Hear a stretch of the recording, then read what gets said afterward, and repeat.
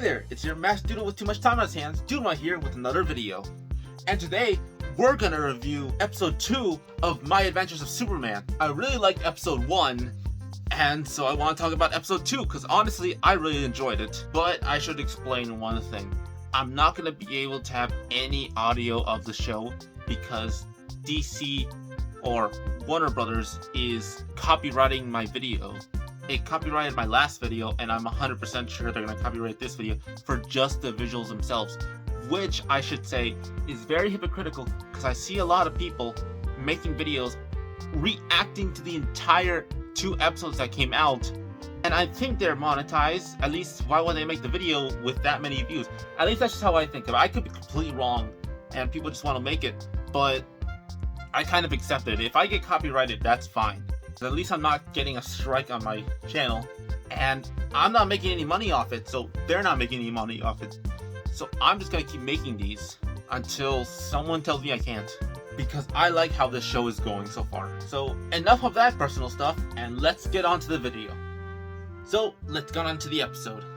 So we basically get into Clark as a kid again, which then makes me think about that they're gonna do this like every time a new episode hits. That it's going to show a younger Clark every beginning of an episode, so we can get to the point of when he gets an adult. And in this one, it shows that he basically digs up, well, his parents dig up a section of the farm, you know, where he probably was founded, but then that little machine thing or wherever it is activates, which is making me think that this is going to be the Fortress of Solitude, you know, even though it's not in the North Pole like where it usually is.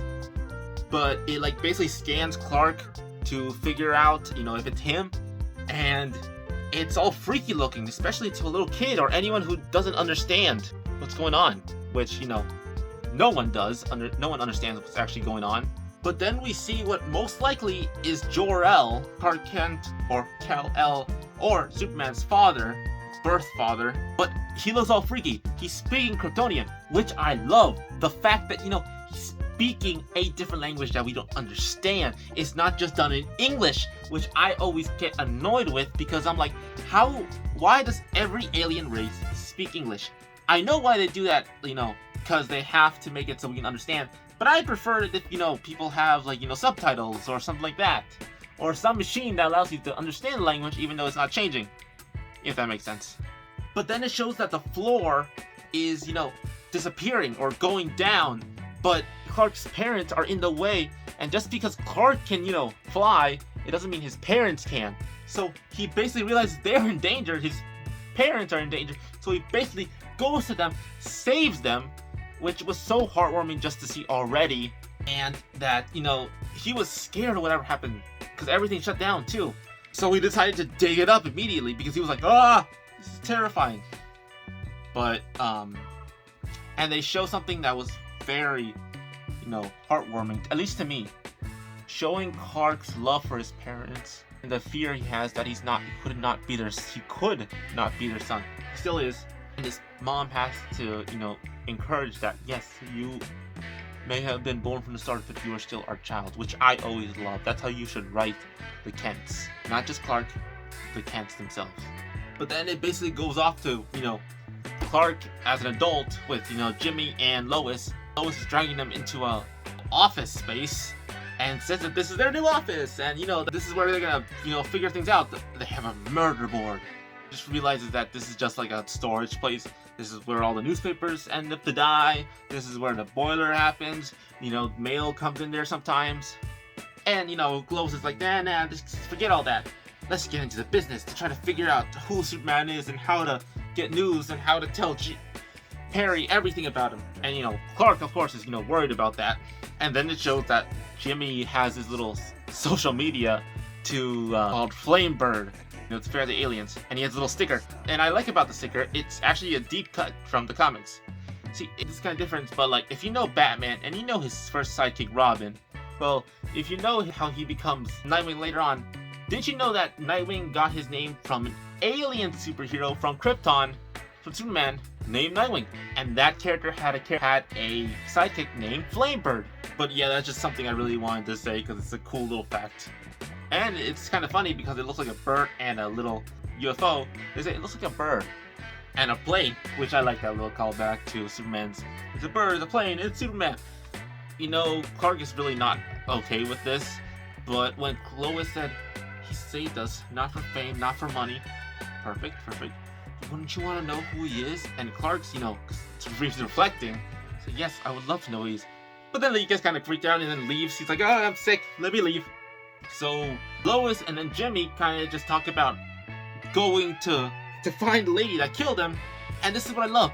I hear people say that Lois shouldn't be this goo-goo-eyed with Clark, and neither should Clark. Or he should be, but she shouldn't. Because she should be focused on her work. Well, ding ding ding, she is very focused on her work. And it shows it right here. She is immediately going for like her traditional, I'm going to put myself in extreme danger by finding the lady that almost killed us. And that is Lois. That is Lois. And I love Jimmy here too, because you know it's Jimmy.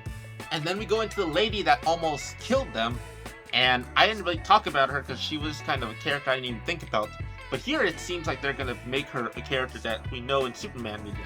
But I'll get to that later when they reveal it. And if you know, comment down below. But it reveals that that lady she was walking around is being followed. She knows that. By this sort of looking sweet couple. Like, guns blazing, after her now. And I just found that hilarious. But with her mercenary fighting skills, she beats them both. And they have laser guns. Which, at the beginning I was like, why do you have laser guns? Can't you use bullets? Isn't this on Adult Swim? And I'm like, okay. But then she basically tells whoever is in the earcom to, hey, let's talk face to face. And stop this flying man from being near me. It's not my plan. And it goes into Clark going home. Going to his parents' home. And his mom is being like, you're home. So, your father, Pa, is not wanting these leftovers, but you're here, so you'll eat them all. And I find that cute and funny, because, Clark has a big appetite, which I don't think a lot of people talk about, because super metabolism. But then she realizes, hey, why is my son here? He lives all the way in Metropolis now. And he basically says, I need to figure out who I am, because this cute girl, which I love Clark's little, like little shyness with her. I love the little red cheeks they have when they show their interest for each other. I did like the whole, that the mom didn't even, push that, which is a very big stereotype. We're like, oh, do you like her? Do you like... No, she was just like, It's your life. It's something's going on. And it's super funny. But then he basically says, I need to figure out who I am, because Lois told him, don't you want to know who he is? And he reflected on himself, and he's like, yeah, I want to know who he is. He has to go back to the alien ship thing that's there. I'll just call it the Fortress of Solitude for now, because it's just weird saying the alien ship thing. And his mom's worried because of what happened last time. And I think I'm really gonna liking these past to present self stuff that's going on. Then it leads into Lois and Jimmy just trying to figure out how to find the woman that killed him. And they're just talking, and I find this, I'm gonna say cute a lot in this entire series if this goes the way it is. She gets worried about Clark, and Jimmy's like, he's just sick. I don't think we need to worry about it. And she's like, do we need to get him soup? Do we need this? And again, she's still driven. She's literally on her way to find the woman that killed her. But she's still worried about Clark. And Jimmy's like, you like him. And she's like, no, I don't. And he's like, sure you do. Which I think is going to be a Jimmy catchphrase. I know most people will say that's cheesy and that's not needed. But hey, I like that. Also, Lois kind of just appoints herself the leader, even though they're both interns. And even Jimmy points this out. But because she was like, an intern first, she's like, I'm leader by default because of that. And he's like, eh. And then we skip to that, to going to the scene that I'm really excited for. That I was really excited for to talk about. So, Clark basically digs up the entire thing again, but then realizes it's bigger, which I don't understand why it would get bigger. Did it get bigger because he got bigger? Or not? Of course his mom's worried that he's going to be different, but, Clark needs to know what happens. And these machines, scan him again, and he disappears. And he goes into this phantom type zone, it's a little cheeky thing, and talks to Jor-El. And this is what I forgot to mention this in the beginning, but I love his suit, because so long when I was little, I was like, but if Kryptonian people don't wear stuff like Superman, and people on Earth don't wear anything like that unless it's costumes, why would he wear that? Wouldn't it be considered disrespectful to, the alien people? And wouldn't it just be weird at home? I mean, like, I love the suit no matter what, so I'm never gonna knock it. But I'm just thinking of how this worked. But this makes more sense to me that, Kryptonian people have suits like that. They wear things like that. It's just the color that's from Earth or the trunks. And then it shows Clark trying to figure out what Jor-El's saying. But then I like how it says AI, so we know that's an AI. But then I liked how as soon as we see Clark saying, "I don't know you," and you can see the sadness on Jor-El's face. And that was beautiful. No words that we can understand, just this appearance. You can feel that just from a show like this. Well, he shows the origin of Clark, who was a baby. And something I noticed real quick. It seems like in this version of Krypton, they had a red sun, but then it turned red, and then they go into war. And also something I noticed, or I kind of find an interesting coincidence, is the planet when it's in war kind of looks like Apocalypse. And it could be just completely a coincidence, but to me it kind of looked like that. And then it shows, Clark as a baby being put in the ship, and his parents, being engulfed by the explosion. And he's like, "Are you my parents?" And then it shows the best and the funniest scene ever. A Sailor Moon transformation for Superman that we saw in those promotional things.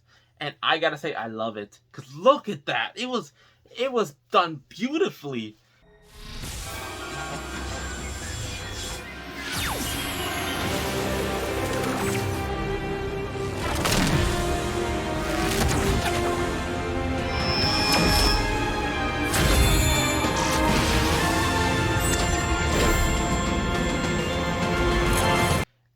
And people were saying, like, when they showed that, like, he's gonna have lightning powers now. No.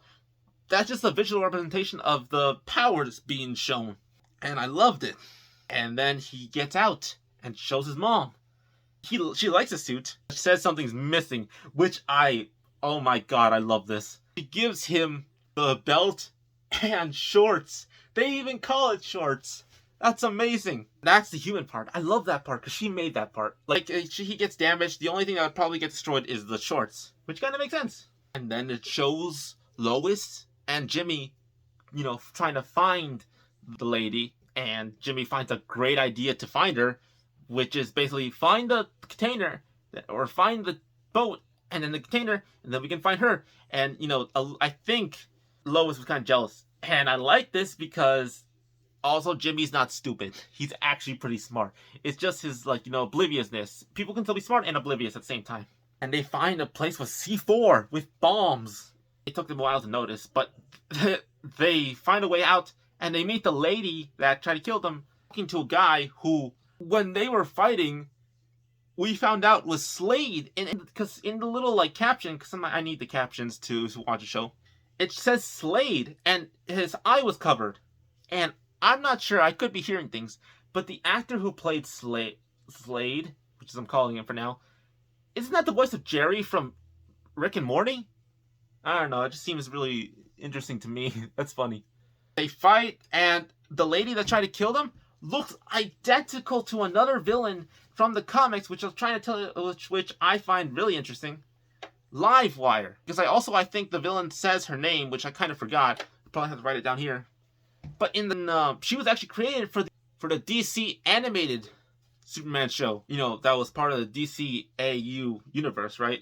She was created for that show. So I think that's her in this version. Because it shows that she has lightning powers and her hair spikes up. And then Clark gets a call that something's going down. Because here's Jimmy, get all frank about stuff. And then it shows him fly off. But the effect they use was so amazing. I always love when it just shows the speed after of his cape and most of that. I think it's a simple technique. I could be wrong. But the way they did it was so flawless. And they even extended it because it's usually just that and then we lead into the thing. But no, they kept going with it, which I loved. So then Superman meets Lois, but then gets his ass kicked by Livewire, which I'm calling her because she has his powers, and I think the name speaks for itself. Take note. Clark wasn't fighting. He was just trying to help. And he even says that. This is something we miss in Superman media now. He doesn't want to fight you. He just wants to help you. Because he has all this power, but he doesn't want to hurt anyone. But I should say something that kind of does bother me. It seems like they depowered Superman a lot. And maybe people are okay with that, but I just, I don't know why you need to depower him if you're saying that he doesn't want to hurt anyone. I get it if you want to hold him back and then you want to heal the pain, but still, it just kind of feels weird to me. And it seems that, Livewire, the type of tech she's using, looks like Kryptonian. At least from what it looks like to me, because she has this back thing that, gets electric power. These are the electric powers. But then gets, shattered or gets broken, and she's getting engulfed in it, and Clark has to save her. Again, beautifulness. And then we see Clark stop her, and that there's a lot of collateral damage. And again, this is why this show is starting to become my favorite thing. He fixes things. He doesn't just leave things punch, fight, and just leaves it. No. He stays and fixes everything with his powers. I love that so much. I keep saying that, but that will always be true in this show if they keep going with this. He basically leaves because he's done, and gets a call from Lois that she's gonna come over, and I liked his little bumbly ness of let's switch fast. But again, the bumbliness, that's the best part. I love the quick changes no matter what. The little costume put on her bed, all that good stuff.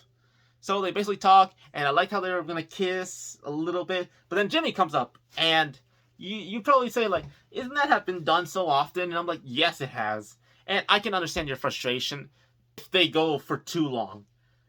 If they just speed this up, because they're already showing interest, that I would get annoyed if they just spread this for too long. But it feels natural, and it doesn't feel rushed, then I understand. But then they send this to Perry, and he basically stop her presence. He actually says that, which is funny. Well, the stuff happened before Clark went home, but still. And then at the end, we see the lady that was, I'm calling Livewire, was taken by that guy, Slade. And then it reveals this is Task Force X, the Suicide Squad. Because it shows Amanda Waller and most likely Rick Jones. And there's Slade right there. So I think they're going to recruit her to this thing.